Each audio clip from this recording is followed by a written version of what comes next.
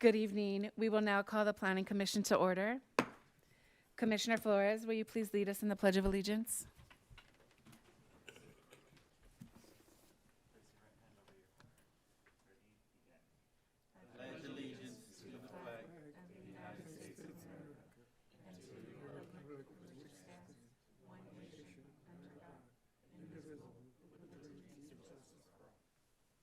Thank you, Commissioner. Ms. Blancas, can I have the roll call, please? Yes. Chair Sherrick, Present. Vice Chair Quill. Here. Commissioner Lopez, Here. Commissioner Ivan Garcia, Present.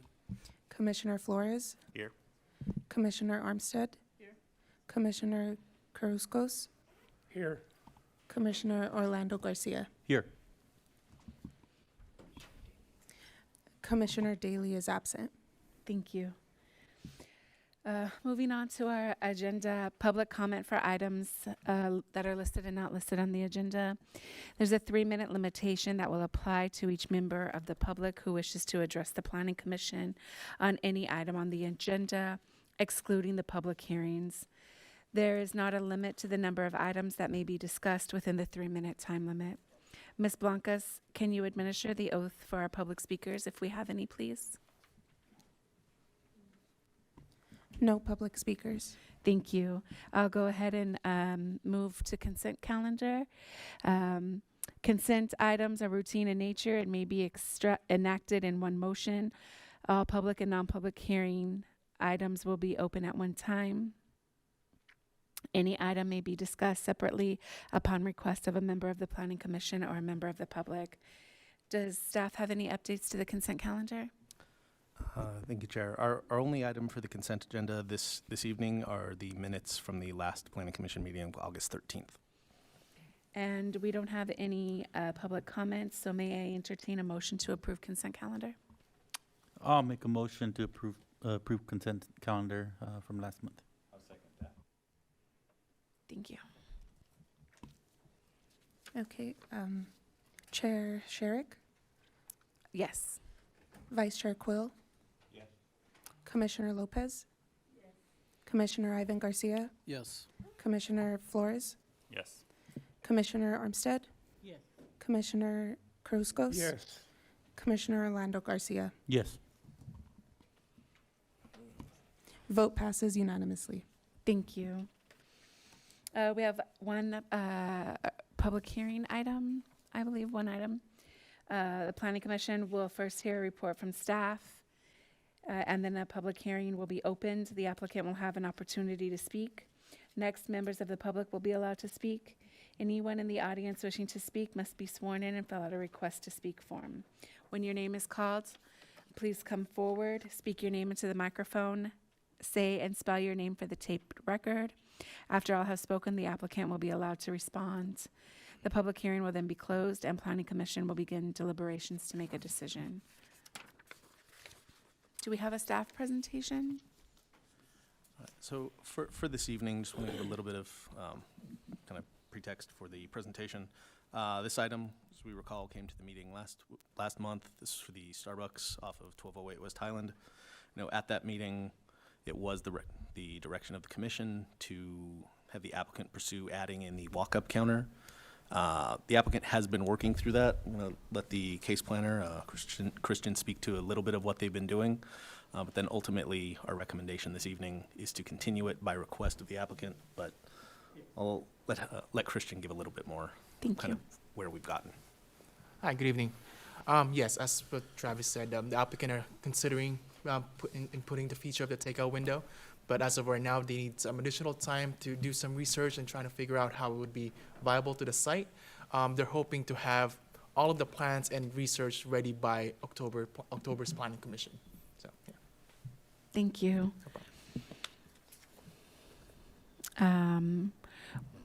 Just want to double check we have no public comments, no speakers for this item. Oh, excuse me. I guess I'll open the public hearing item now. Yeah, you can open it, and then if there's no public comments, you Speakers. can entertain the motion to continue. Thank you.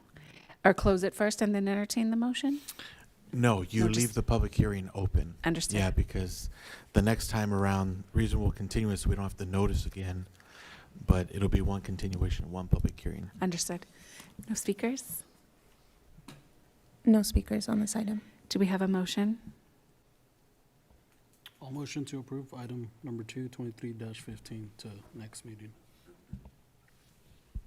Second. So just to clarify, staff's recommendation is to continue the item, and I heard you say motion to approve, so I don't know if that was your intention. I stand corrected, to move it to the next meeting in October. Okay, Yeah. to move to continue? Yeah, move to Okay. continue. Thanks.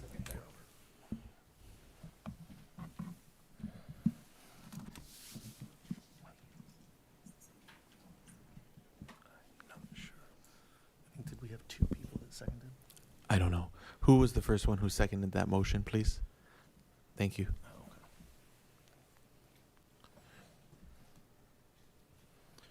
okay. Okay. Chair Sherrick? Yes. Vice Chair Quill? Yes.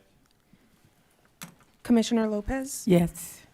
Commissioner Ivan Garcia? Yes. Commissioner Flores? Yes. Commissioner Armstead? Commissioner Carrascos? Yes. Commissioner Orlando Garcia? Yes. Vote passes unanimously. Thank you. And then I believe we have a third item. Yes, so thank you, Chair. Item number 3 tonight, I think as we would all remember, we've been talking a little bit about industrial standards, warehousing, truck yards, things like that over the last couple months.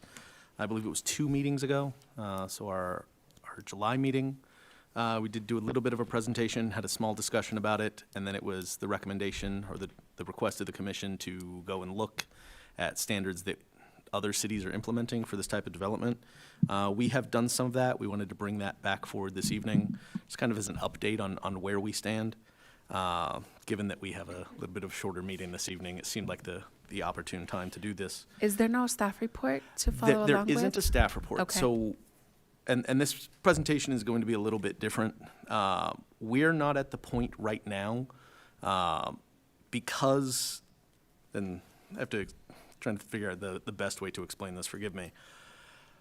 Everything that we're looking at doing, the way that we're trying to approach it is that this would be part of our comprehensive update that we're doing. So what we are looking at this evening and what I'll kind of reiterate as we go through the presentation is not necessarily the specific, code language or a specific standard that we're looking at implementing, because a lot of that is still being informed as we're, developing the rest of the code update. But we're looking at different, let me step back. As we went through the surrounding cities and we're looking at their development standards for this type of activity, we were trying to identify kind of the common threads, so to speak.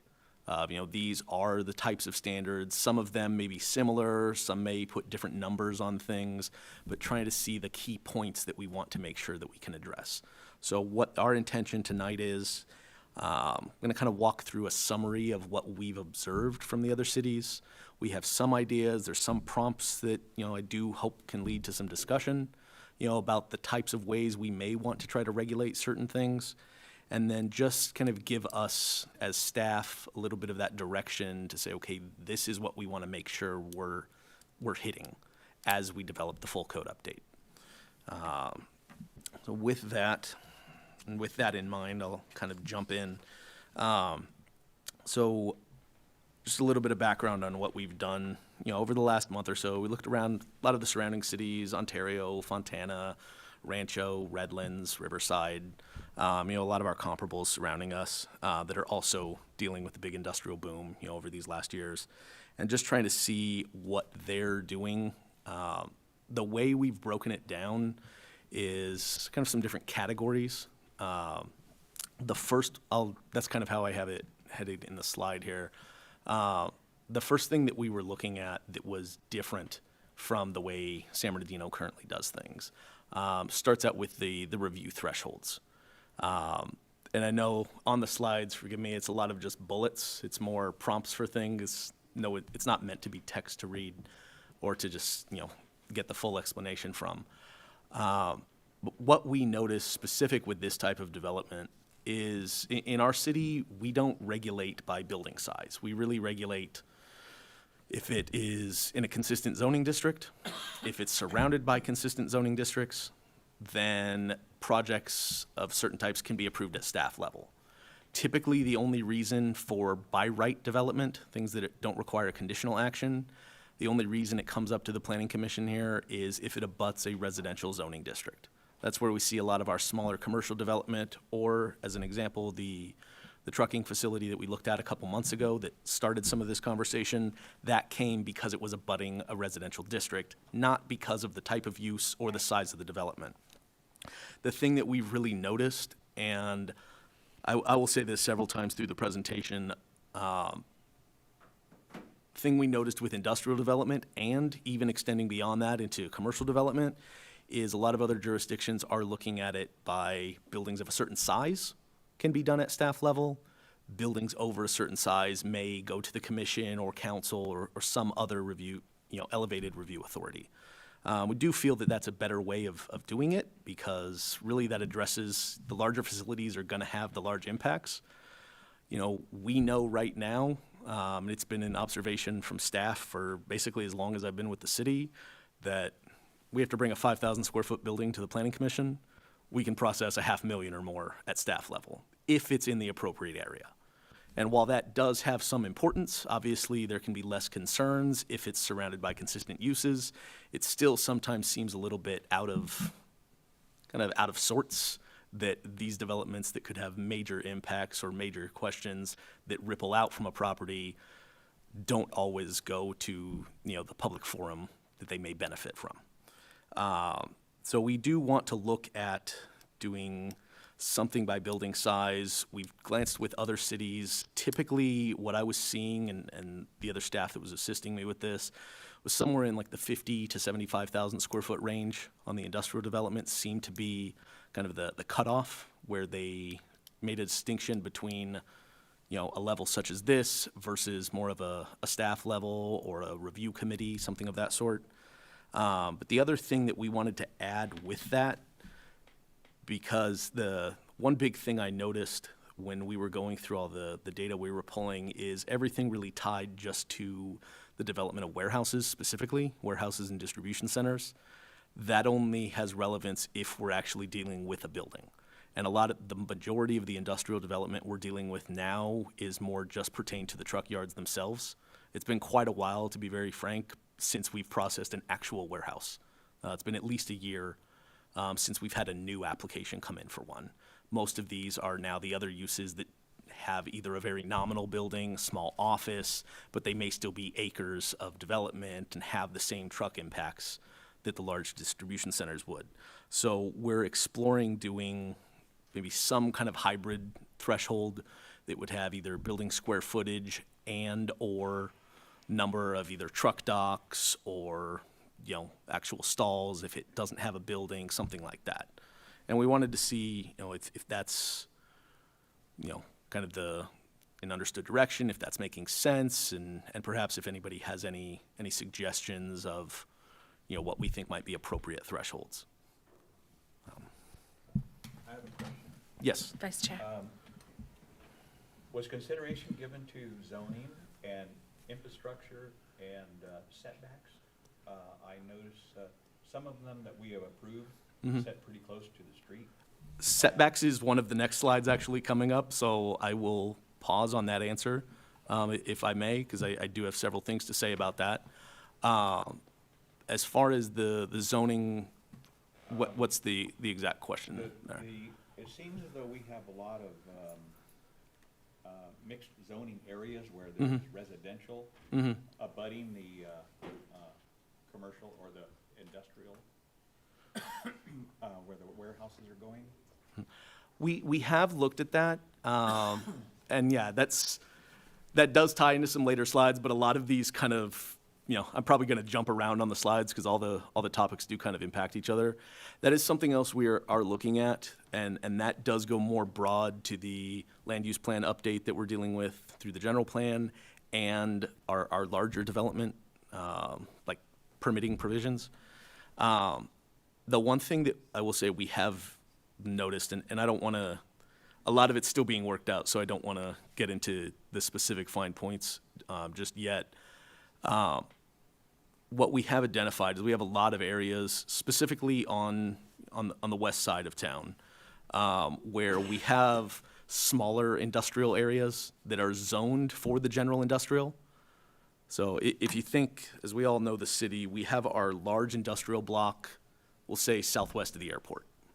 That's primarily, it's the one kind of big contiguous industrial area, that and the area between the 215 and Cajon Boulevard. We have those two. They're big contiguous areas. They're clearly designated for that. That's the clear intent of what we want there. And then we have other areas that may be the same zoning designation that do kind of more intermingle with the residential neighborhoods.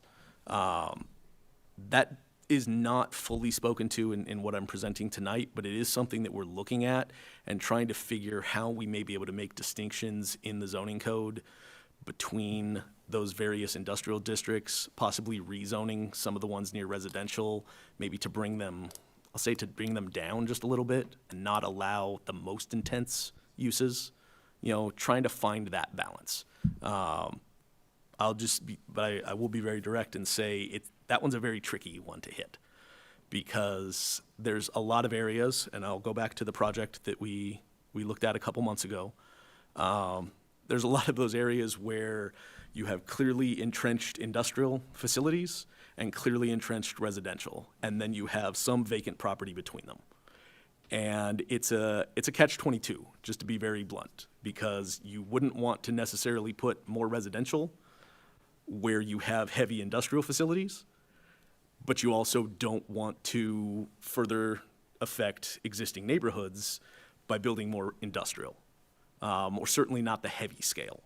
So it's, what do we find there, or do we just leave land vacant? Obviously, that serves the city no benefit. We don't get the improvements of the property. There's, vacant sites that can just lead to more blight in the communities, and other things that may happen on those properties, but it's finding something that's, I wish I could sit here and tell you exactly what the perfect development is that marries those two things and doesn't negatively impact either one or limit either one. That's something that we're still exploring. What we have considered, and again, this is not fully finalized because it's all the ideas are kind of commingled, is still industrial development, but where it's the smaller scale, not necessarily the smaller building size, going to the first point on the slide, and possibly looking at, there's other scales of industrial, small manufacturing, more of those types of things that are not just your big, fleet yards or things like that. So that's kind of where we're thinking of going, but there's a lot of nuances still that we're having to work through. I don't know if that kind of gets to your question. Chair Armstead? Just real quick, are we going to get something in writing? You're giving us a lot of information, and then I'm writing For answers, tonight, but- unfortunately, and I will say this, we didn't have as much time as I would have liked to put all of this together. Once we found out we were continuing this item and looking at our agenda for the next meeting, it was, okay, we wanted to make use of the evening tonight, having everyone come for the meeting. So we was able to put together this presentation, but I don't fully have something in writing just yet. More to that point, this is all stuff, what I'm looking for tonight through this presentation, or what I hope that we can glean from it, is more the direction that we want to make sure we're going. As I said at the beginning, I don't fully expect to walk away with, here's the exact standard of how we're going to do things. We're just trying to get the guidance that we can have to take with us, a checklist, if you will, as we develop the rest of the development code and work on finalizing the draft land use plan to make sure that we're addressing all these points. And the only reason I'm saying that is we're taking notes, but you're asking us to give you direction on potential amendments. And it's kind of difficult. When you see it in writing, you can do a little bit more research and go a little deeper. No, I do understand that, and I will say I apologize that we're not able to have a full written presentation for this evening. The way that I'm trying to facilitate this a little better for today so that we can get the value of it is to have more of a dialogue. It's not meant for me to sit here and have notes taken specifically of what I've said, and this is exactly what we should do. I'm hoping that we can get a little bit more direction from the commissioners themselves, or yourselves, and then see how we can go. Once we take that direction and are able to start building the components of the code that are gonna reflect this, then that would be material that I would say we could come back with and see kind of the actual fruit of our labor. As it is right now, we're still kind of early on, and this is meant to be more of kind of an assessment of what we're seeing other cities do.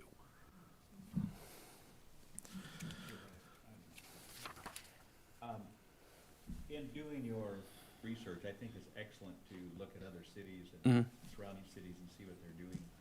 Is there anything specific that jumped out at you with regards to how they are handling that situation and how we're handling it? And also, are you comparing fees too? We haven't gotten to fees just yet. That's something, again, as with a number of the points that we'll go through this evening, that doesn't tie specific just to industrial development. You know, if we require a development plan review, it's the same application fee if it's a warehouse somebody's trying to build, if it's a commercial building, you know, a housing tract, something like that. We do have a fee study that the city started. I trust some of us at least are aware. We last updated our fees was what, 21? Middle of July 21, I believe it was. We started another fee update sometime after that. I know worked on it, I think I worked on it for about a year and a half, and then it did stall out. I'm not, to be honest with you, and I wish I had an answer to tell you exactly why that happened. I'm not sure. I know we proceeded through our part, and then, you know, with all of the various departments and divisions in the city, you know, something happened. What I do know that we are going to have to do separately, and this isn't specific to the industrial, with the code update that we're doing, there's going to be some noticeable changes that we're proposing with review thresholds, types of permits, you know, trying to adjust some of our procedures. There's a lot of, you know, streamlining and other things like that that we're looking to implement. That's going to affect our fees. We will have to ultimately come back with new fees at some point when we bring all of that material for adoption, but that has not been drafted just yet. We have to first figure out exactly how we're going to process things, because all the fees have to tie back to who looks at it, how long do they look at it, you know, how long it takes us to do things, so that we're reflecting the actual time expended and charging accordingly. Streamlining is good. That's, I said, I've got at least a handful of words that just sit right back here as we're going through everything, and that is definitely one of them, because we know we have heard that concern, both from the commissioners and the development community. So with that, can I ask then, and this will be kind of a back and forth as we go just through these slides, does the idea of looking at maybe more building size or the size and impact of the development make sense? As far as, you know, larger facilities, you know, when you get into the hundreds of thousands of square feet, you know, that going to a higher level of review, smaller buildings perhaps, as we build in standards that will reflect, you know, our typical concerns, you know, those being able to be processed maybe at a lower level. I mean, does that was something we noticed fairly consistently with the other jurisdictions, but it is different from how we've done things here in the city. Chair Armstead. How do the other cities deal with the trucking facilities? Because you said that's not, buildings are actually separate than trucking facilities. You know, that was one that I think we're having to kind of fill in. You know, as we were going through the other cities, we were noticing the standards jumped out more for warehouses, and a lot of the stuff that I was seeing tied to just buildings and building square footage, nobody really sorry, let me cut myself off. You know, in the other jurisdictions where we saw them call out square footages, it was typically either 50 or 75,000. And things below that could be more, we'll say more either through kind of a DRC level or a staff level. Things above that would typically elevate. I did not see any other city in any of the research we did where they specifically identified projects that had X number of truck stalls. But that's something that we know, and I'm trying to include here because we know that's the bigger issue. You know, it's always harder when it's easy when you have a property that comes in, here's a building, we know all the requirements, what they have to do, we know building setbacks, and we know they're gonna have to have refuse and all these other types of things. When it's just an open field or an open lot, those standards don't apply exactly the same way. So I don't have an exact number yet. That was more something that we wanted to pose and see if, you know, if that made sense to try to address them through that way. So if I understand your question, you're looking for a consensus from the commission if the building size threshold of maybe 50,000 or 75,000 is a good starting Trying point. to see if that makes sense, if the approach that we're taking, ultimately. Is there consensus on the commission? Commissioner Garcia? Travis, I just had a comment. I think it would depending on the zoning. Like, for example, I'm looking at the zoning map online, right? Near San Bernardino and Tippecanoe, we have industrial zoning near residential, right? I think in our next meeting, it would be nice to see like specific examples. If you ask me, I think if we had like different categories in building size or number of stalls in comparison if we're like near residential zoning, like different thresholds. No, that's a great point, and actually, there's something coming up here, I think it's in the next slide, or in the next couple slides, that I think will touch on that a little bit. Because I will say, that was one other thing, we know the zoning here, if you're looking at the map, it is a little bit, say, scattered in places. That's the best way I can put it. You do look at some other jurisdictions around us, they have much clearer defined areas. Here's our residential area, you have clear commercial corridors, you have the industrial blocks that, you know, are maybe newly developed, you know, aren't dealing with, you know, existing uses within them. So let me actually come to that.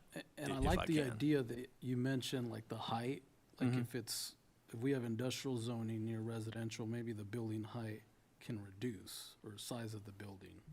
Square footage? Like the height, because I think right now, like industrial zone, you have, warehouses can be built up to like 42 feet.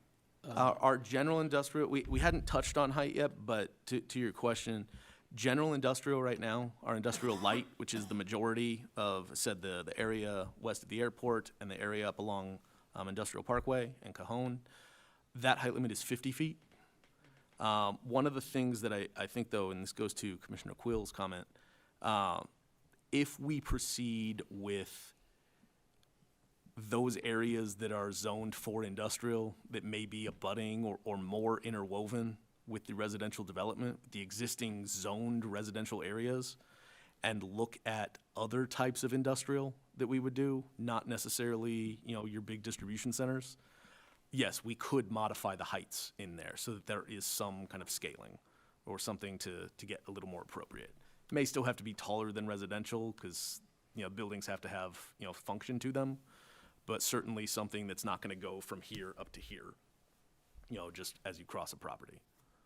In my other comments, I know from previous planning commissions, we've always heard environment, EV, you know, traffic studies, and then again, just zoning, industrial, abutting to like residential homes. I think those are some of the biggest concerns that I've been hearing. And I know some of those things are touched on as we move forward here. So if I can, just for a moment, I'm gonna just we'll go on to the next one. And I know we have a point that Commissioner Quill had made and yourself, Commissioner Garcia. I do want to come back to those two as we get through everything.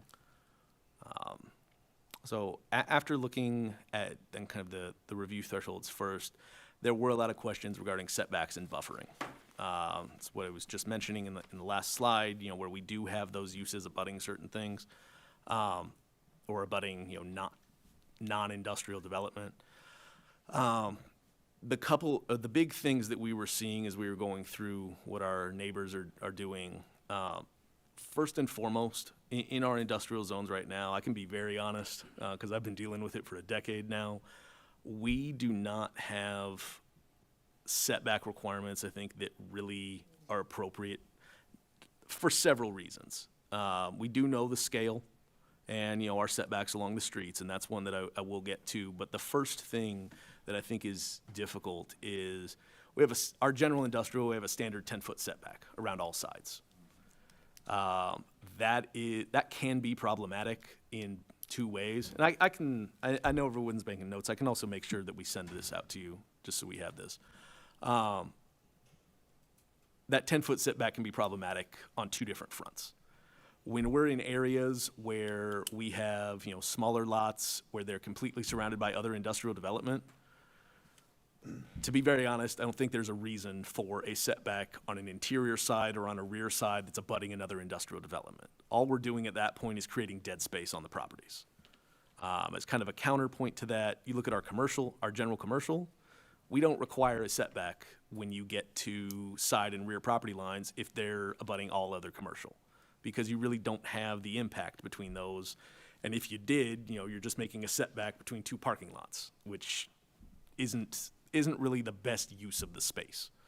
Conversely, we only have that 10-foot setback along streets. That works in some situations. I think we can all say it worked perhaps in the early 90s when our code was originally drafted, because the scale of the development was wildly different back then. We know it doesn't work right now when we have properties that are hundreds of feet long, or even just the building frontages themselves are hundreds of feet long, and they're sitting, you know, 40 plus feet high. 10 feet is very, very limited. So a couple things that we're seeing that we would like to do there. I just want to kind of see if we can get some type of affirmation for, is one, looking at different setbacks between building and parking areas. That is not something that our code does now, and this is something that I've been exploring, not just for industrial zones, but across the board, because maybe sometimes you want buildings pushed up, or maybe the building's too big and you want it pushed back. Parking areas can be less impactful, especially when it's just like the vehicular parking. Right now, our code does not make a distinction on that. It's whatever the setback is for a particular zone, nothing can be in there. And if we're going to be pushing, especially on the large-scale industrial development, if we want to increase those setbacks and push it back further, it may or may not make sense, you know, depending on kind of what our consensus is on having the other improvements on the site also have to be set back that far. There could be some room for variation. The other thing to go with that is we saw in some jurisdictions doing a little bit more of a tiered setback. So buildings of a certain square footage, perhaps they can be closer. There's three different ways I'm looking at that we could do that. It can be based off building size. You know, obviously, as the buildings get larger, you know, you get into six figures on a building, we definitely want that back further than maybe just like a little small contractor office or something like that. It could also be by lineal frontage of the building, just so that we don't have those solid, just massive walls that are right up on the street. The other consideration is by street classification. So, you know, major streets, maybe we want more of a setback. You know, smaller streets, maybe we allow or things closer, or vice versa. You know, there's a few different ways to do that. Kind of looking for, you know, what we think might be the best approach, or different opinions on what we would like to see there. I don't know if anybody has any comments on that before I get to the other two, because they're slightly different. I would Slightly approve of different that. topic, I don't yes. know if the commissioners have anything to say on that, but yes. Yeah. I don't like the buildings that just, there's like a little strip of land between the sidewalk Yeah. and then the building. Do we think, though, is building size sufficient to do it? Or are we more concerned about square footage of building, or more what the actual mass appears along the street? Personally speaking, for me, it's the mass along the street. Okay. And so maybe setting that back a little bit, maybe increasing the landscaping or putting the parking in the front. Okay. I think just provides a more visually appeasing Yeah. situation, rather than the building is just a little bit off of the sidewalk. Yeah. I'll say I was looking a little more towards that, just because sites are different, and if you have a lot of the square footage pushed way in the back, well, that doesn't impact, you know, the person driving or walking by on the frontage. Is there any thought to, you know, is it a 50-foot frontage or 100 feet or something like that that could be appropriate to have a smaller setback? If it gets bigger, do we tier it back? Does that concept make sense? That concept makes sense. I personally am a visual person, so it would be nice to I see. know it's hard, yeah. Uh, I understand that's Yeah, so it that's would be hard. nice, maybe, instead of sending us these slides, that you can add a little bit more, like this is what it currently is, and this is what we are proposed, like, or this is what we've discussed. Yeah. And then showing like what a 50-foot setback would be, or what a 75-foot Okay. setback. And I know we do have examples that we can be- pull from the city where we've done things where maybe you do have the parking lot in the front. We have other ones where it's just the office component, but it is set back further and things that are closer. So I think that's something that we could put together just to see those ideas, but, Chair Armstead. oh, sorry, yes. Just a little hindsight. I took a tour with somebody in the Rancho area, looking at their warehousing and trucking facilities. And I'm assuming it's done by size. They had, and they didn't look bad. They had, the warehouse or the building was set back. Most of them had some parking in the front to give it space, and then landscaping at the curb. So you're not looking at a wall. You've got a little bit of landscaping, you've got parking to give it more space, and then the building is in the back. So So it what was I'm a whole hearing, different look. what I'm hearing ideally then, because I just want to make sure we can walk away with something here, is if possible, you know, we would want to encourage design where maybe the building front, the actual face of the building has something between it and the street. So that's the ideal, you know, having that parking area, something like that. In areas where it is building, you know, the building frontage itself, we still want to push that back further. Yeah. So there's, depending on the site, you know, some sites may work with the parking there, some may not, you know, as the city is a little varied. But that's the idea that we want to go with. Any further comments? I would suggest maybe a 20-foot minimum setback near major streets. Like a perfect example for a warehouse that we recently approved was Tippecanoe and 9th Street. That box is right butt up against Tippecanoe. I'm aware, of yeah, There's I know only which one you're about- talking about. Maybe 10, 15-foot setback from right away. Yeah. We need minimum 20. I mean, I like to, when I'm driving down these major streets, I like to enjoy the view, and I want to see landscape, especially now that we're a tree city. Yeah. I would prefer to see, like Commissioner Olmsted mentioned, you know, landscape or parking, not a big, solid building right next to the street. And no, I absolutely hear what you're saying there, and I know we've had a number of projects that have ended up like that. I think what we can look at then, and what I'm taking from this is, 20-foot, you know, minimum on things like that. If we can get other improvements to help buffer things, to help set stuff back, you know, that's ideal. What I can say we're gonna work to put together then is, you know, when we do smaller facilities, perhaps, you know, maybe they can be closer, but we don't want to see these big, you know, hundreds of feet of wall that are just set right up, you know, right behind a property line. I don't know, excuse me. I don't know if it's going to depend on the building size. I think the setback should be, generally speaking. Just in general. Yes, Okay. that's where I'm Does it make leaning. sense then? Because I'm just trying to think through, you know, every property is going to be a little bit different. Adding in those setbacks in the front, the flip side of that, does it make sense to say the setbacks, when it's not abutting sensitive uses, of course, you know, when it's just industrial, in industrial surrounded by the same, you know, the setbacks on the interior sides, then there could be space regained there. That's kind of the fair balance, so that we're not just taking, you know, more of the property and making it undevelopable. Vice Okay. Chair? Yeah, thank you. A couple of years ago, we approved a building on the corner of Marshall and E Street in San Bernardino. It was a dollar store or a value store of some sort.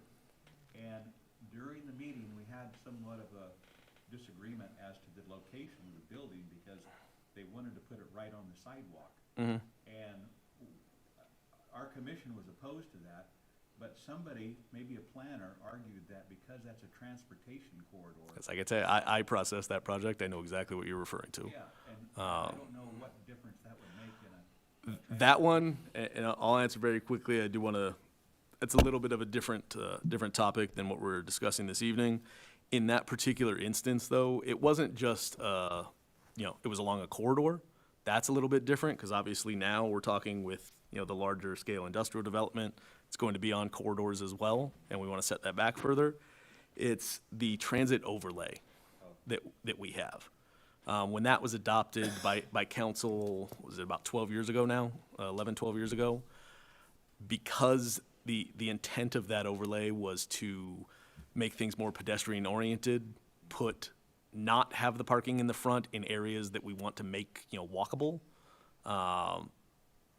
putting the parking, to the rear, making the entrances more towards the street and bringing the buildings up towards the street, more in line with, how we envision downtown going. So that was a little bit of a different scenario. That was the reason why that one had to be pushed forward. But that is kind of the antithesis of what we're talking about with this. Commissioner Armstead? Could we think about 20 feet is not that much when you're thinking of a 50-foot tall building. Mm-hmm. Can we go by size also, the higher it is, or the Wait, longer it is, absolutely. the I more mean, we setback can- it is? Yeah, no, that's definitely something we can look at. I think, again, trying to, kind of piece together all the various concerns. It sounds like the 10-foot that we have right now, we know as a baseline, that is a little bit lacking, we'll say. But then depending on the scale of certain things, if it goes over a certain height, possibly having things back further. So there could be a multifaceted approach to that. If that's kind of a point where I see heads nodding, then that's definitely something that I said we can look at. And once we start to develop more actual concrete policy for it, we can take another look. Commissioner Garcia?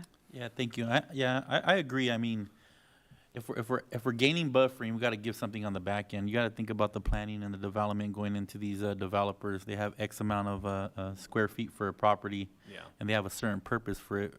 We don't want to make it too difficult where we're, we need room in the back. We want room in the front. You can't go so high. I think being responsible for the city, because I agree, you don't want high buildings right on the sidewalks. I think, in my opinion, the higher the building, the further it goes back, but we also have to give some on the back end so they're not losing too much square footage and undeveloped land. But if from what I'm hearing and you guys are hearing, I think we're all in agreement where, want to Yeah, push the I'm building back a kinda- little bit, keep them, if they're higher, a little bit further back. If they're lower, then we'll give them a little bit more space in the front. I'm getting, we're kind of all, it sounds like we're all on the same page with that. And I think the way to really look at it is right now, we look at setbacks within industrial development as just everything is applied exactly the same. What we're trying to do here, I think from what we're discussing, is say, okay, what's the point? I don't know that the building's set back at the rear of the property because I can't see it. It's behind the building. I want to take whatever area that I may have been concerned with and put it in the part of the property where it's going to have that impact. Okay, no, this is great. Thank you. I have a quick point. yes. I'm also in agreement with Commissioner Garcia, just considering unintended consequences. And I do want to be mindful of fire safety and things like that. When you have two buildings really close against one another, when they're And pushed I back from will, both that's an sides. excellent point, and thank you. I will say anything that we do would not be just because we eliminate the setback requirement. As an example, in the commercial zones right now, I said we don't have a minimum required setback on interior and side property lines when they're abutting other commercial. That doesn't mean that other standards would not apply. So anything that comes through building and safety or anything for the fire access, those would always, dictate on top of what we're doing. It just means that we're not putting, again, I'm going to circle back to the streamlining. This just means we're not putting another standard in place. We're going to focus on, the life safety standards through building and fire, and not, for some reason, we want a 10-foot separation or something like that. Yeah. So the other part of this then gets into the buffering, and this one can be a little bit confusing, and I apologize. I know it would be much better if I had an exhibit, but this goes to Commissioner Garcia's comment earlier. there's some things that I saw in other cities where they were looking at size limitations on buildings, consistent with those thresholds that I mentioned, kind of in the 50, 75 range, where they wouldn't allow anything above that if it's abutting, certain sensitive uses or sensitive zoning, so residential zoning specifically. Our city is a little bit complicated when it comes to that point. Because unlike some of our other jurisdictions, I'll mention, Rancho as a great example. If you look at how they're developed, you have your clear residential areas, you have your kind of clear, commercial lines running through, and then everything between like Sixth and Foothill is all their industrial. And it's a little bit simpler, a little bit more straightforward to regulate, when you're abutting these other uses. For us, we have a lot of industrial zoning that does intersect with more of the residential neighborhoods. Good example of that, I think actually, I know where your office used to be. There over along I Street, that whole section on the west side of the freeway there, it's a nice, nice little put together industrial block, but right here are equally nice single family neighborhoods. And that can get a little tricky. What we're looking at and what I would suggest, but obviously, this is not just my show. There are things we can do, and I think it could be a benefit in those specific areas where we could limit building size if it's abutting residential. What I want to be very mindful of, and this goes to the last bullet I have on there, is we have other areas, specifically the block southwest of the airport. Areas that we have said, this is our industrial block, that's where we've been funneling that type of development for 2 decades now. And we still have a lot of existing residential uses in there. What I want to be very mindful of, and this kind of goes to Commissioner Garcia, here's Commissioner Garcia's point, if we want to protect certain things, we want to regulate development better, but we're not trying to outright stop everything. In that area specifically, that southwest of the airport block, Waterman, Central, Valley View, all of that, we have a lot of residential development that is legal, it's existing, it's been there for decades, but it is, for all intents and purposes, non-conforming because we've rezoned the areas. So if we put in a standard that restricts building size, I would look to have it be very clear that this is for areas where it's abutting residential zoning. And then as a balancing point to that, those areas where we have, the existing residential or existing sensitive uses, but they are in the areas we've designated for this type of development, there can be a different approach where maybe it's through site design or buffering or something else so that it helps protect those uses, but it doesn't outright prohibit certain scale of development that may make sense in those areas. Does that, I'm getting very technical and I apologize, it's easy for me to go down that well. Does that idea kind of make sense? Where we trying to draw the distinction between how we buffer amongst residential zoning districts versus, existing uses that may not be zoned correctly anymore.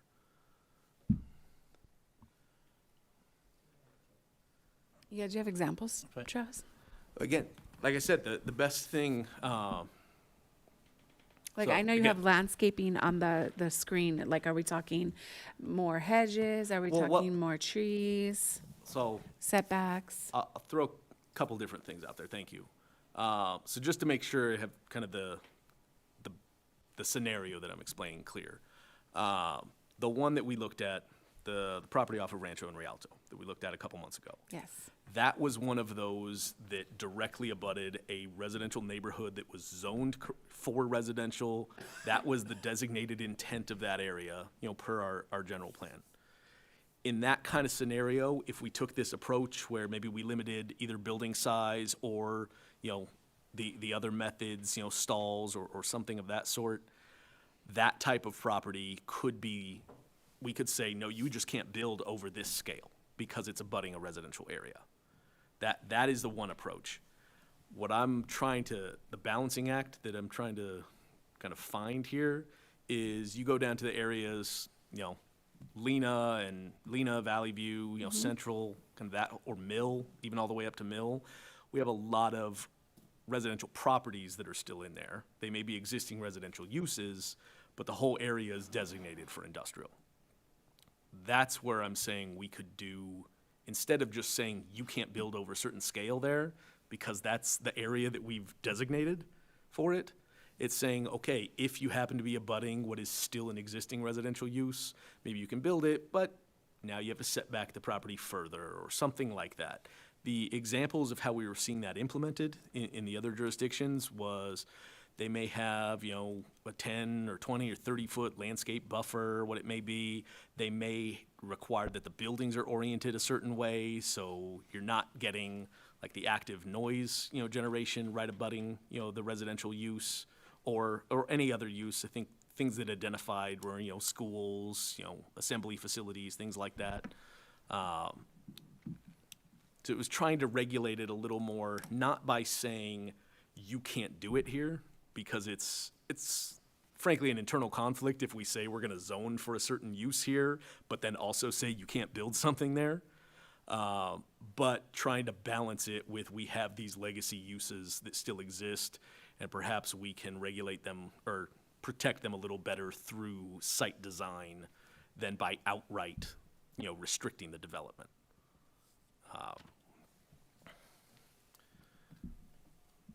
I think we have consensus on that. I think it's a little tricky. I don't know. I'd be careful about looking at civil rights concerns when you're treating two communities differently. Even if they were zoned differently, the community still lives there. And if they get different standards in a different community that perchance weren't rezoned industrial, that's something I'd be worried about. No, and that's a valid point, and I will say, I think the gentleman to my right here will help make sure we don't run afoul of that. It's just, that is one, this is an idea. Obviously things may change as we go through, but something that, I'll be honest, has kept me up a lot trying to look at the map is figuring out how we can do this, because we definitely know in those scenarios where we have, fully developed, existing single-family neighborhoods that we have designated for that still, they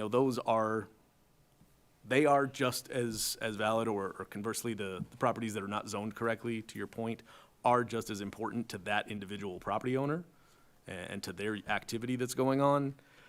But it's trying to find that balance, because unfortunately our city is so old and so, been developed kind of organically so much over time, and things have rezoned and changed here and there, that honestly we don't have a lot of area that is just no sensitive use, no concerns, let's just put this here and everybody's happy with it.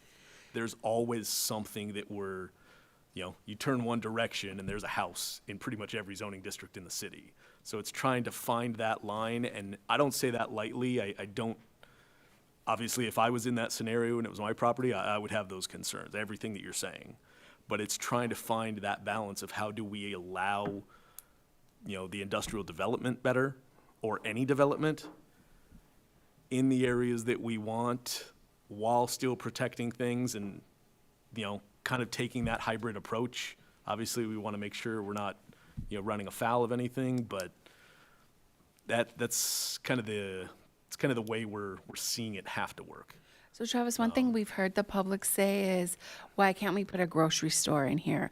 Or why can't we put a restaurant or some place to eat in these areas that abut the residential neighborhoods? And so what would the process, would that be a zoning change? If it's designated industrial, would we have to change that zoning?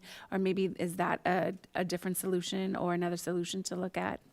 It is, yes, the short answer is yes. If we have something zoned for industrial, we want it commercial, or vice versa, going through, a zoning amendment and a general plan amendment as applicable would be the process. That is something we're looking at with the comprehensive update. I think as we all know, And again, I don't say this to make light of it. You know, we've been sitting on that map for quite some time. A lot of it is because of things like that. Because I'll be very honest, I'll speak just for myself for a moment. I don't want to get to the end of a 4-year process and say, hey, here's all this stuff, it's new, but it didn't do anything. Right. You know, and that's a sticking point for us quite often. What's hard here, and again, I'm going to kind of draw that comparison to some of the newer cities or some of the cities that were smaller and have built out into more open land. And I don't mean to say this to belabor the point, but it's just we don't, even if we have an area right now, like I said, that whole area up and down I Street, that whole corridor kind of south of Mill, it's all designated industrial now. Maybe we'd want something else there, but the whole area is already pretty much all industrial.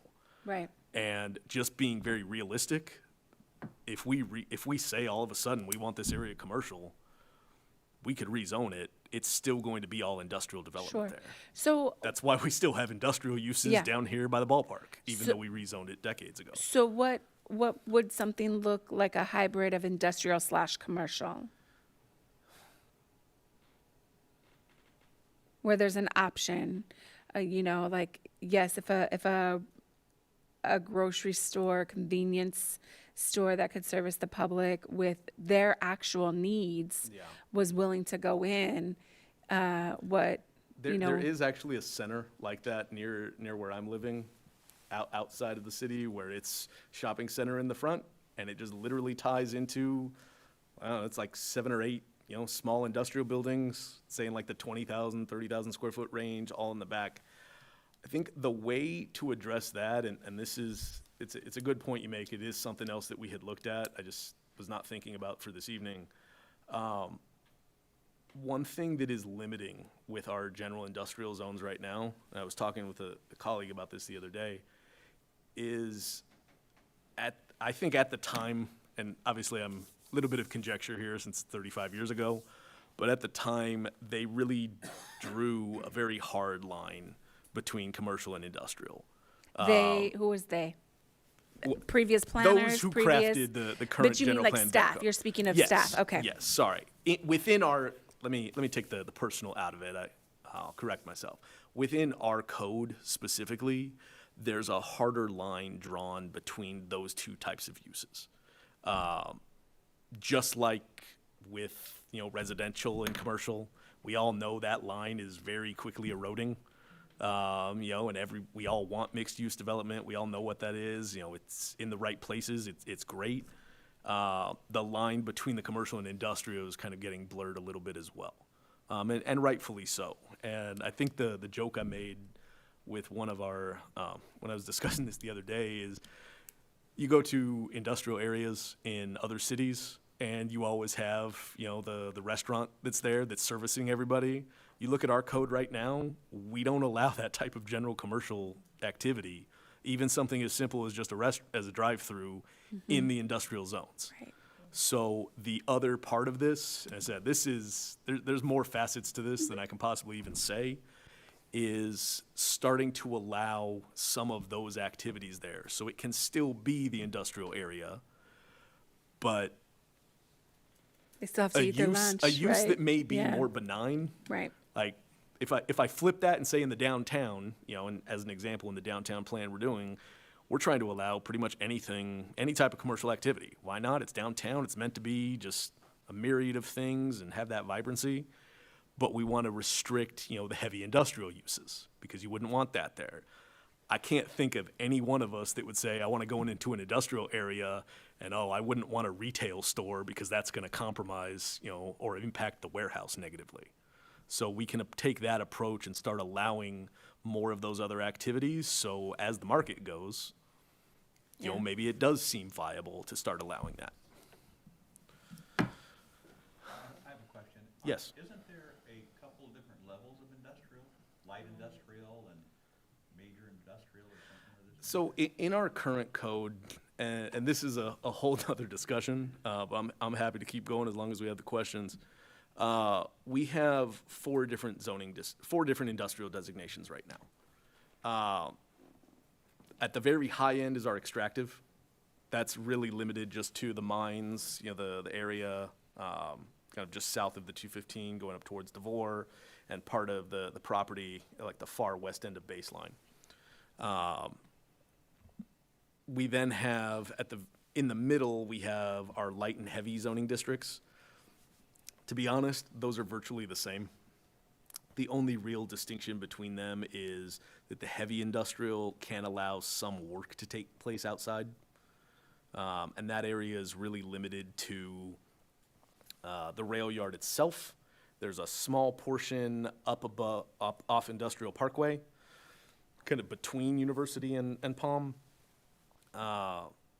And then the area along Riverview, kind of south of Orange Show, west of Tippecanoe, that area. Realistically, though, the difference, most people are not trying to do, work outdoors. Even the development in those areas is your typical, kind of warehousing or big box development that's happening in the general. So day to day, we don't see a lot of distinction between those. The other district, and this goes a little bit to what I was saying about how we can allow smaller things near some of the residential development. That's our office industrial park. That zoning district doesn't really see a whole lot of action right now because it's pretty limited to office parks. And nobody's building office parks, and they haven't been for over a decade. So that area just kind of sits there languishing. It is something we've looked at, and I don't have all the details on that because that's a separate part of the project. But that's something that we're really looking at, that zone, to see what can we allow that may be more quote-unquote industrial, that is not, these oversized facilities, not the trucking specifically, the things that are going to be, again, very similar to what is currently there running up and down I Street. The smaller businesses maybe have more jobs, maybe they're doing light manufacturing work, things like that, that may not be, impactful outside of the building or to surrounding properties. All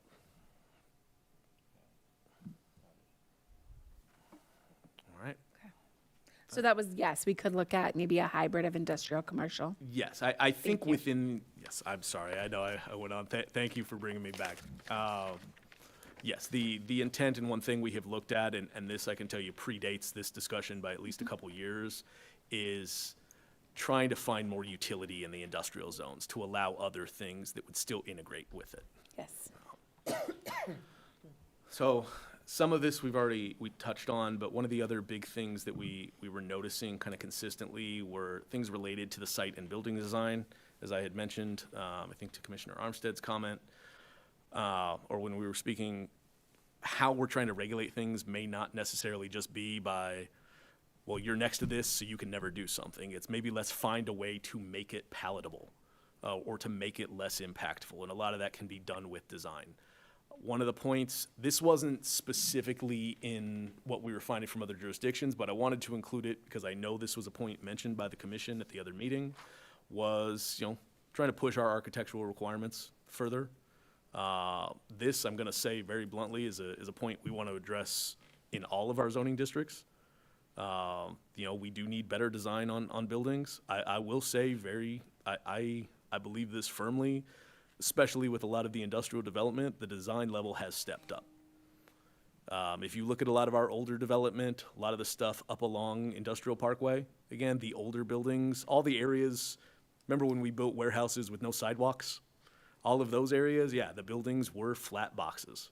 And there was nothing distinct, nothing special about them. And it's, as an industry, I think it's really stepped up a lot, and we've seen a lot of change. I know I've seen it even in the time I've been here, but there's a lot more things that we can do. Either be it roof articulations, setbacks in the building, different kind of materials. A lot of the offices have gotten, I would say, rather engaging, on the corners of a lot of these developments, but that's something I know that has been brought up and we want to continue pushing for. One of the ones that we did see specifically was kind of the orientation or the placement of loading docks. Especially, this goes to the comment I made, when you're in areas where there may be those non-conforming uses that we still want to protect, trying to orient those away. because we know those dock levelers, you know, you hear them at night, you know, when they're slamming down and everything. So trying to look at that, and also, this one may be a little bit harder because it's gonna vary on sites depending on the size and configuration, but potential distancing requirements, you know, if you have sensitive uses, we wanna keep them a certain distance away. I wanna be very careful with that, and this, goes, I think, to one of the earlier points that was made. What's tricky about all of this, but this point specifically, is all of these sites are gonna be different. So to say, no, you have to absolutely be a certain distance away from something, or it has to be turned this way, well, maybe you have a sensitive use on two different sides, and now there's nowhere to put it. Because the only other option would be to put it on the street, and then we don't want that. So I want, and what I think we're working towards is trying to find some flexibility, just so that we can be realistic. Because any hard and fast, if the whole code is just black and white, Right. we're gonna run into a wall on every single project. But the idea that we want to try to guide these things away and that type of thing is something I think we're all on board with. One of the other comments, and I don't know, or one of the other things we saw, and I don't know if this has been a major issue on our development, but it's something definitely worth looking at, is, you know, anything, making sure as much as we can minimize it, because I won't pretend it's gonna eliminate it ever. Anything's gonna be eliminated completely, but minimizing where things would be pushed out onto a street. So when you have gated development, you know, especially for the truck courts and everything, that you have a reasonable amount of stacking, you know, for however many vehicles, you know, we figure is appropriate, so that people are not having to sit waiting at a gate, but they're sitting out in the street. Or The in other, that center divider. you said, or sitting in that? Or- Yeah. Yeah. You Yeah. see the truckers lined up. I know that was a comment we were talking about on a project just the other day. And the thing I just say, just to make sure, you know, we're all understanding what we would be able to do. I don't know, I just want to be very honest, I don't know that we would never have that problem again if we started to develop a standard. But it's about finding what is reasonable, you know, so if it's 2 or 3 or whatever that all happen to come to a property at the same time, maybe there's room for them to kind of pull in. The last one, and this, honestly, this surprised me that we were this different. Wall heights for walls, like screen walls around these developments. Our code, again, I'm gonna tie this just to the age of the code. It's an 8-foot minimum when you're abutting a non-industrial district. When you have a truck that's 12, 14 feet high, 8 feet really doesn't do a whole lot. I think we all know that. The minimum I saw in any other jurisdiction around here was 10, just flat out. And then they did have, you know, the ability to make that higher, you know, as appropriate, or if it was abutting certain uses. So that one to me is just that's the low-hanging fruit right there. You know, and that can make an immediate change, especially if we tie that into setting things back and having more dense landscaping and all of that. I don't know if there's any comments or anything on any of these ideas. Commissioner Flores? Did you see anything about lighting? Just because I know that's been a concern about residential getting the light from a warehouse through There, the night. in what we pulled, nothing specific, because lighting as a standard, and this goes to our code as well, we don't have a different requirement on commercial sites versus industrial sites. Even on a residential property, it would be the same. We have I know it's a point of concern that comes up, you know, fairly consistently on projects, but it's already a standard requirement in our code. Your lighting is directed on your property. You know, if it's at the property lines, it's shielded, you know, it has kind of the deflectors and everything so that it orients it this way. Does that mean it's gonna be pitch black on an adjacent property? No, but you're not seeing the actual, you know, the fixture itself. It's not pointed onto your property. So I didn't see any other city that was calling that out as a separate standard within the industrial guidelines. But I think that's just because it's a standard point just across the board for everything. Got it. Makes sense. And I assume the taller walls help. Yeah, a lot of that would. Again, and I think we were already picking up on a lot of this. All of these, with anything we're doing, there's no magic bullet. It's all of these pieces together, you know, trying to turn things, pushing things back further, bigger walls, denser landscaping, how we orient lighting, all of that. That's really what's gonna get us there on all of the work that we're doing. So, the next one that we looked at were some things more related to sustainability, and this one's interesting, because I know this has come up a lot on our industrial developments, but this is really something that I think is gonna apply to everything across the board. Commercial, industrial, larger scale, you know, multifamily residential, things like that, even our single family. You know, that's, and this is something that we're gonna have to work through building and safety specifically. The idea is there, you know, any building we're building or constructing now should be designed either including solar or to be ready for it.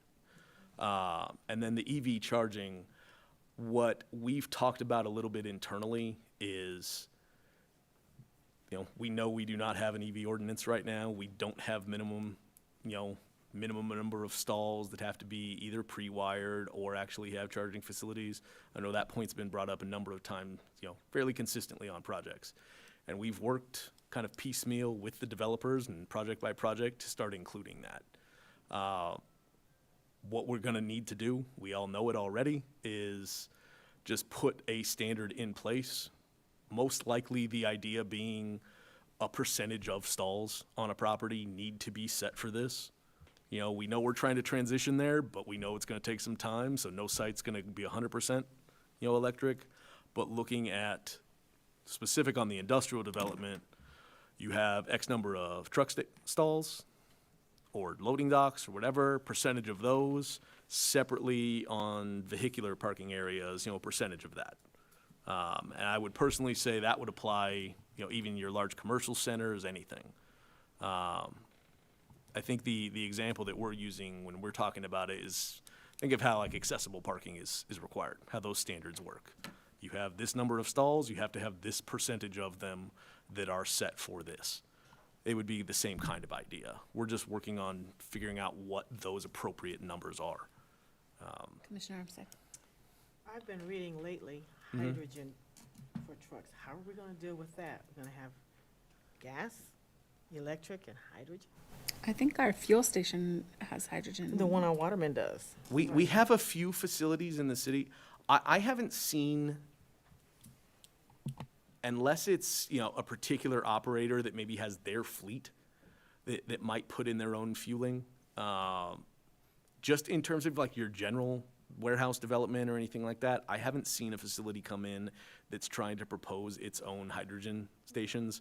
We have a couple of them that are being developed in the city. I know we have a smaller one we did here a couple years ago. They're off of northwest of Waterman and Hospitality. There was that gas station that put in, you know, a couple pumps. We have another facility, I think it's still under construction actually, they're off of, it's actually behind the gas station that they're building off of Central and Tippecanoe. My understanding of it, and I am not remotely hydrogen expert, is, you know, those are more, generally those are more quick. So it's not like with the EV charging where you actually have to be there for a specific amount of time. So I don't know if we're gonna be seeing that anytime soon going in, you know, like in a big commercial project. Those seem like they would be more standalone facilities. That's just based off of the projects we've seen come in through our desk though. But as that develops, honestly, if it changes, then we'll be back and we'll figure out how to adjust to that. And then the last thing that we saw were things more related to operational standards. This one gets a little bit tricky because when we get into things like this, where we're putting on, you know, standards perhaps for a specific operator, we have to be very mindful that it's the type of, you know, review threshold where we can actually have that discretion. I know Albert, I'm sure, could speak to that as well. When we're dealing with things that are just by right uses, it's very easy to run afoul of, this is supposed to be more of just a straightforward kind of ministerial process, and now we're starting to put, you know, specific kind of conditions or discretionary considerations onto something. So this is gonna how we implement these is gonna have to tie into whether we change permitting thresholds on certain types of projects.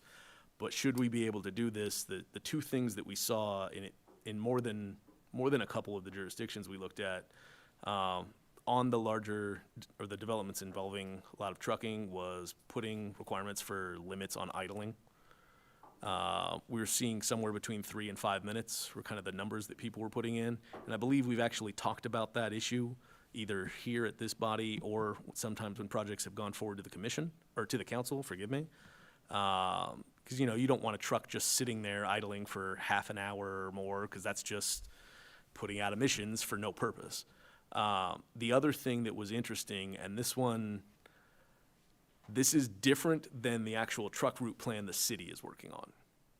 We still have that. That is still in process, and I will say that has been tied into the draft land use plan, because we want to make sure our truck routes, don't conflict with anything we're proposing on the land use plan.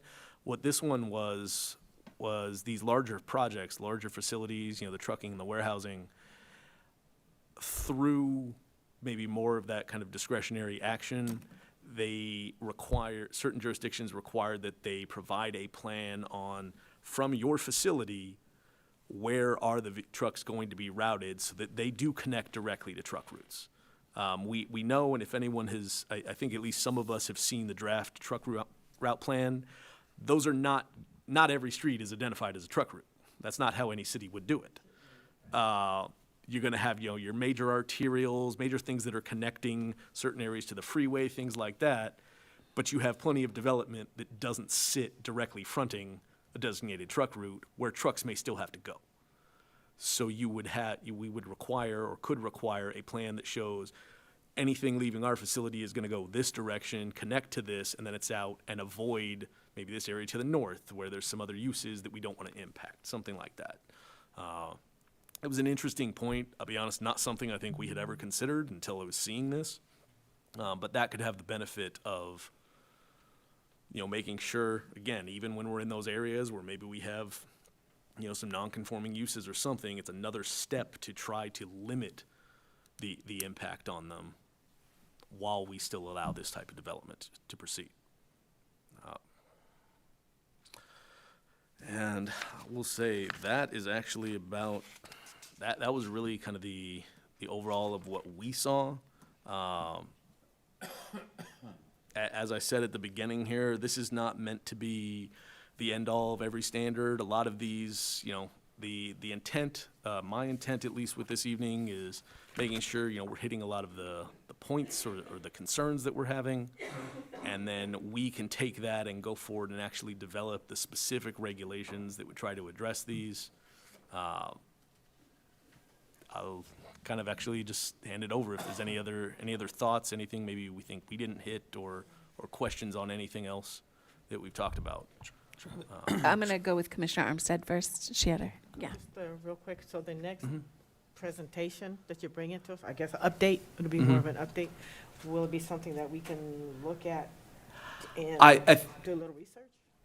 I don't know. I want to be very honest with you. I don't know exactly what the next presentation is going to be just yet. Where we're at right now, we are pushing forward, as quickly as we can on the comprehensive update. A lot of these things that we're talking about, and I think I've mentioned several times through this, they don't just tie to industrial zones. They don't just tie to industrial development or the large warehouse development. A lot of it is all integrated. So I'm not sure if we're going to be able to bring something forward that stands completely alone.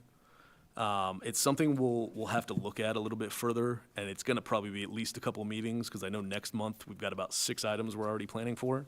So we do want to be mindful. Everybody get ready. We'll have to take that back and just kind of see what we're able to piece together. What I'm hearing, and I don't want to, or what I'm trying to take from this, and I don't want to be presumptuous, is it seems like, the things that we're identifying, the things that we're seeing other cities doing are the types of things we want to see San Bernardino push forward on. As we start to develop that and see how this comes together in terms of standards, I think maybe more of a quick update or something we can provide that shows this is how we're trying to to implement some of it, but it's gonna be, you know, we're gonna kind of figure out what we have to provide as we're putting it together. Commissioner Garcia. Travis, I had a question. Wanted to ask if our city has begun looking into CAVA, which is a climate adaptation vulnerability assessment. I know I've mentioned it in the past.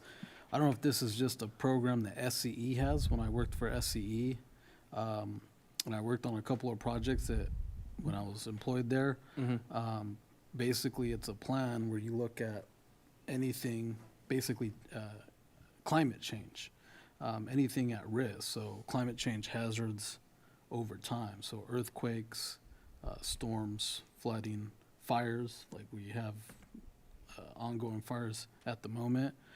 Just wanted to ask her if that's something that we can maybe consider in the future. It's something I would have to look into. I'll be honest. I don't think I'm as familiar with it, you know, as you sound. I would have to follow up and check. I know we have other sections, you know, through the general plan that touch on what sounds like similar things, but I don't know if it's specifically tied to that program or not. All right, that's all I have. Thank you. The other thing I would ask for in the future, if we could have a copy of the presentation while you're going over it, so we could, And I will notes and say, I do apologize for that. I know that was a point we had made before, and we were successful last month. This one did unfortunately come together a little bit quicker, so we just didn't get a chance Or to the day get of. everything out. yeah, would be, I think, helpful. No, I Yeah. duly noted and said it was what we did last month is the direction we wanted to try to go, and it was certainly not the intent to immediately backtrack Sure. to this, but timing wasn't our friend on this one, so. Do we have will any definitely other- keep it in mind. Thank you. Do we have any other planning commissioner reports or announcements? Do we have a director's report, Travis? We have no other updates for this evening, though. Okay, then I will adjourn the meeting. We have nothing else? Thank you, meeting adjourned. Thank you.